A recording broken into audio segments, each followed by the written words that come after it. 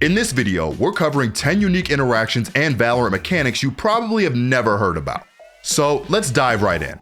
The first thing I want to cover is everything and anything having to do with how to defuse the spike. You probably already know that the spike can be fully defused if you start your defuse before the outer ring appears. But did you know that there's an exact time indication for when the spike can be halfway defused as well?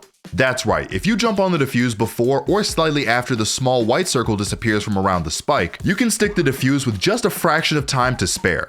This trick can help determine if you have enough time to defuse the spike or if you should run for the hills. And if you're feeling mischievous, you can use it to bait your friends into thinking you trolled the defuse. Just remember, if you mess it up, you didn't learn it from me. For our second tip, we're going to talk about the momentum of throwable abilities. You probably already know that you can throw things like mollies and nades further based on your movement, whether you're walking, running, or jump throwing. This applies to abilities like KJ's mollies, Raze's nade, and Viper's smoke.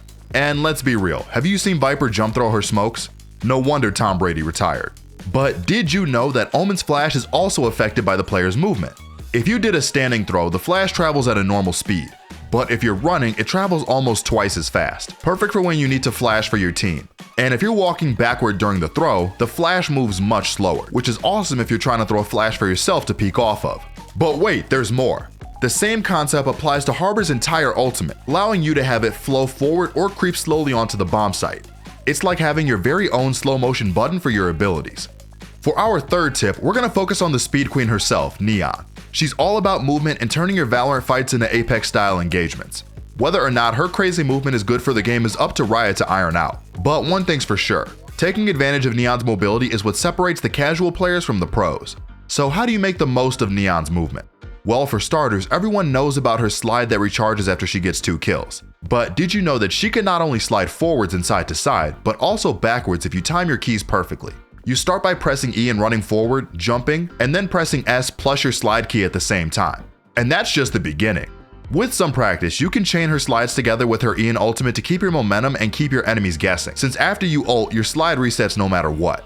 If you time it just right, you can even pull off a triple slide by sliding into the border as it drops, then using your E and ultimate to slide 2 more times. While the triple slide may not be the most practical move in game, the double slide is incredibly useful and can give you a serious edge in battle.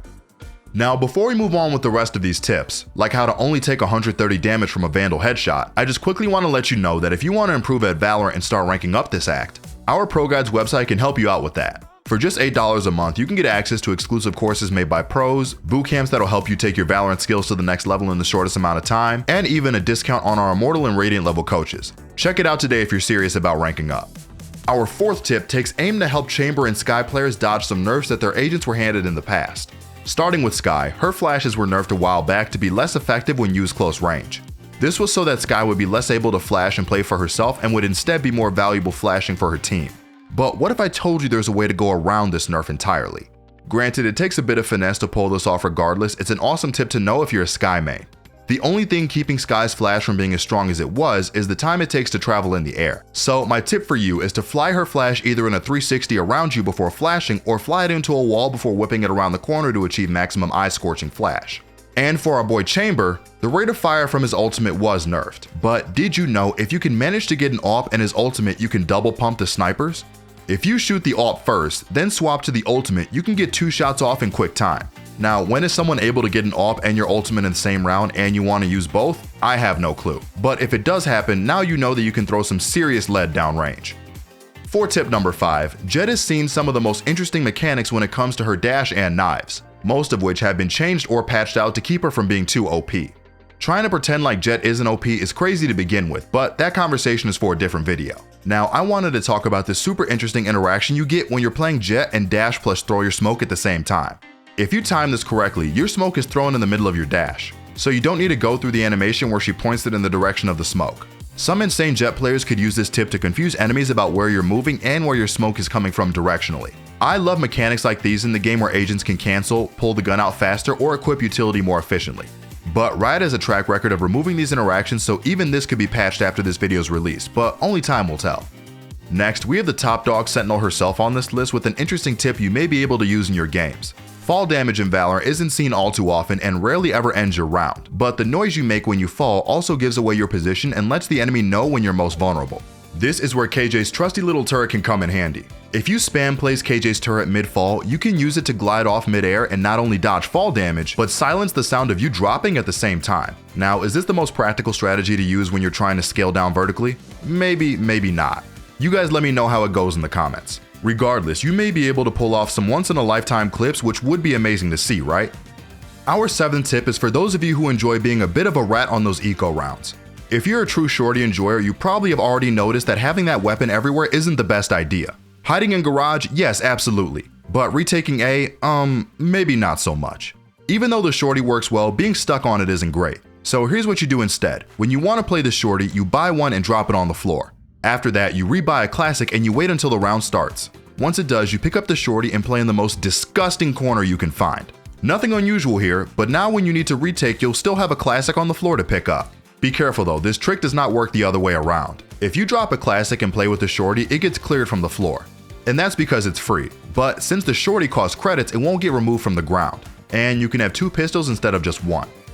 Cypher and Brimstone have some secrets of their own when it comes to our 8th tip. Even though one of our boys is a bit sneakier than the other, they both have the ability to slip under the radar and surprise the enemy. Cypher's cages are like cylinder smokes, meaning they clip and cut through terrain and walls on Valorant maps. Because of this, you're able to throw Cypher cages into or on top of walls and have them create tiny gaps you can hide in to surprise your enemies. Pair this with a cam and I guarantee you will get the jump on anyone dumb enough to cross on Cypher's private property. And along those same lines, we have Brimstone. If Father Brim drops 2 smokes overlapping each other in a Venn diagram formation, they will create a small gap in the middle where Brim can hide.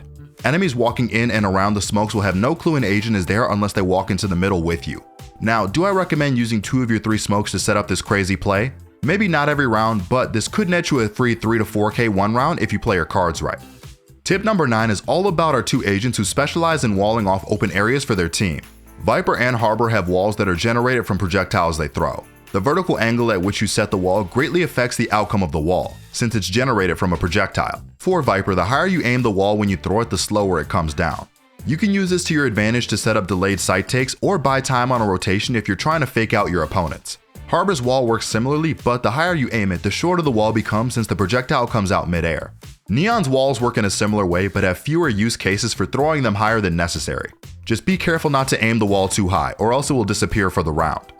Finally, rounding out our 10th tip, and probably my favorite one, is again talking about Killjoy. It's no secret that KJ's utility can take a punch from enemy gunfire. So much so that her turret's HP got nerfed last patch sadly. However, her ALARMBOT has stayed untouched all this time. If you are able to find a suitable elevation to place KJ's ALARMBOT to line up with your head, it will tank a Vandal shot for you, taking the damage from 150 plus to under 130 without revealing anything to the enemy, since in most cases they will be too far away to see the bot in front of you to know what happened. Use this trick to trade Vandal headshots with the enemy and make them question their sanity for if they bought a Phantom or a Vandal.